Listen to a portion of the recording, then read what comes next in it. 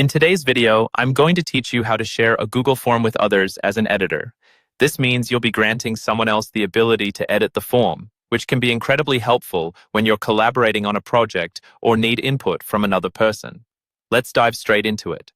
First, open your web browser and head over to Google Forms. If you're already signed into your Google account, you'll immediately see any forms you've previously created. If not, just take a moment to log in. Once you're in, locate the form you wish to share and click to open it. Once the form is open, look towards the top right corner of your screen where you'll spot the Send button. Now, the Send button might sound like it's only used to distribute your form for responses, but it actually holds the key to sharing editing rights as well. Click on it, and a window will pop up, offering a few different ways to share your form. In the pop-up window, look at the top right again. You'll see a tab that says Add Collaborators. Click on this tab. This is where you'll be able to add the people you want to help edit your form.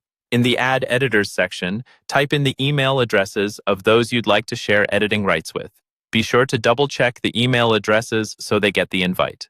Once you've added the email addresses, you have the option to add a message. It's always a good idea to include a short note about what you'd like them to do with the form or any particular sections they should pay attention to ensure they know exactly what their responsibilities will be.